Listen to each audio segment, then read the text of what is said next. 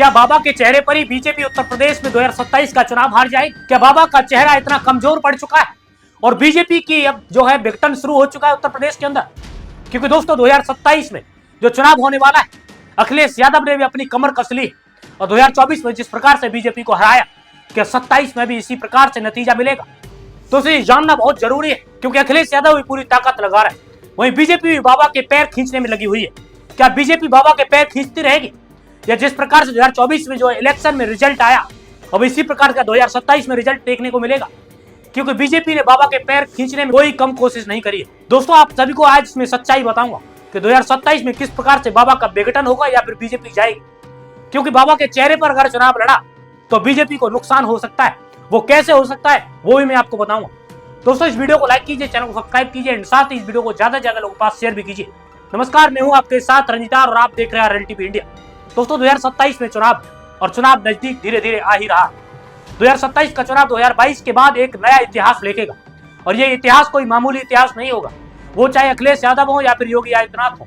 लेकिन अगर योगी आदित्यनाथ के चेहरे पर अगर चुनाव लड़ा जाता है, क्योंकि जिस प्रकार से 2024 का चुनाव लड़ा गया, और अगर उनके चेहरे पर चुनाव लड़ा गया तो उसके बाद फिर क्या देखने को मिलेगा, यानी वो देखने को मिलेगा जिसके बारे में कभी सोचा ही नहीं होगा। यानी अखिलेश यादव ने भी पूरा दावा कर दिया है, लेकिन जो एसआईआर हो रहा है इससे अखिलेश यादव को क्या नुकसान हो सकता है या नहीं, ये भी मैं आपको बताऊं। दोस्तों, 2027 में अखिलेश यादव ने जिस प्रकार से कमर कसी है और बाबा भी पूरी ताकत लगाने में लगे हुए। बाबा के पास अलग अलग मुद्दे हैं, जो कि बिहार चुनाव से भी उन्होंने अलग अलग मुद्दे लिए, लेकिन बाबा के रिकॉर्ड की बात करते हैं। दोस्तों, जिस प्रकार से जो है 2019 में योगी आदित्यनाथ को और साथ ही पूरे बीजेपी को उत्तर प्रदेश में 50% वोट परसेंट मिला था, लेकिन 2022 की बात करें तो वोटिंग परसेंट घट गया। 2024 में जब लोकसभा चुनाव हुआ था वो 41% वोट मिला ओनली, यानी कि बाबा को 41% वोट मिला, जो कि 2019 में 50% वोट मिला था। अब इसमें आप लोग अंतर समझ सकते हैं कितना अंतर पड़ गया। लेकिन अब अपनी मायावती भी पूरी ताकत लगाने में लगी हुई है। जो दलित समाज का वोट बीजेपी को जाता था वो कम हो जाएगा। एंड साथ ही अखिलेश यादव की बात कर तो अखिलेश यादव अपना पीडीएफ फॉर्मूला लेकर घूम रहा है और इसके सामने 2027 में क्या योगी आदित्यनाथ टिक पाएंगे? क्योंकि 2024 में योगी आदित्यनाथ नहीं टिक पाए और अखिलेश यादव ने ऐसा पीडीएफ फॉर्मूला चला कि योगी आदित्यनाथ हवा में उड़ गए, यानी कि उनका चेहरा देखने लायक था। और साथ ही जिस प्रकार से योगी आदित्यनाथ अब जिस प्रकार से चुनाव लड़ने वाले और आगे मुझे नहीं लगता है कि इन सभी मुद्दे जो चल पाएंगे। लेकिन हाँ, जिस प्रकार से अगर रोजगार की बात की जाए या फिर इंफ्रास्ट्रक्चर की बात की जाए तो योगी आदित्यनाथ अभी कहीं पीछे। अखिलेश यादव ने वो स्कीम्स लेके आए थे, यानी विदेशों से जो जो चीज देखी वो सारी चीजें लखनऊ में या फिर उत्तर प्रदेश के अंदर बड़े बड़े पार्क या फिर बड़े बड़े हाईवे एक्सप्रेस में सारी चीजें बनाई। लेकिन योगी आदित्यनाथ की बात कही जाए तो योगी आदित्यनाथ ने अभी भी अपने कोटे से कोई भी ज्यादा बड़ा एक्सप्रेस वे नहीं बनवाया। जिस प्रकार से अखिलेश यादव ने लैपटॉप बांटे उस जमाने या फिर 100 नंबर गाड़ियां चलाई, 108 और 112 नंबर एम्बुलेंस चलाई, या तमाम ऐसी चीजें परियोजनाओं का शुभारंभ किया, उन सब चीजों से देखने को मिला कि विकास पुरुष अगर किसी को कहा गया तो अखिलेश यादव को कहा गया।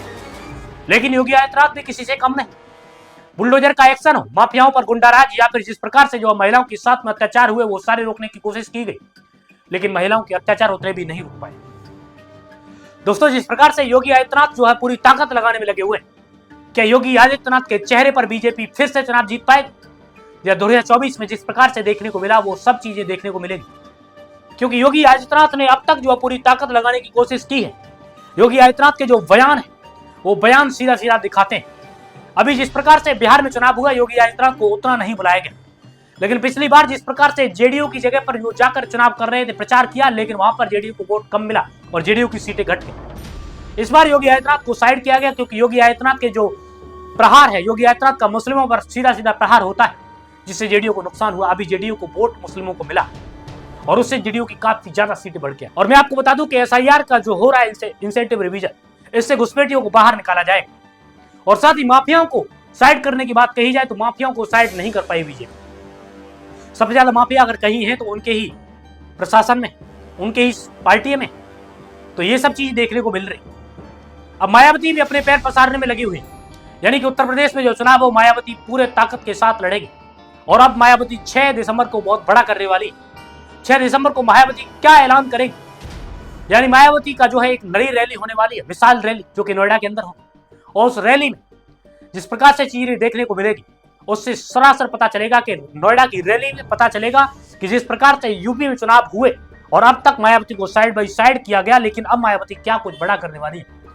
दोस्तों इस वीडियो को लाइक करना, चैनल को सब्सक्राइब करना एंड साथ ही इस वीडियो को ज्यादा लोगों के पास शेयर भी करना।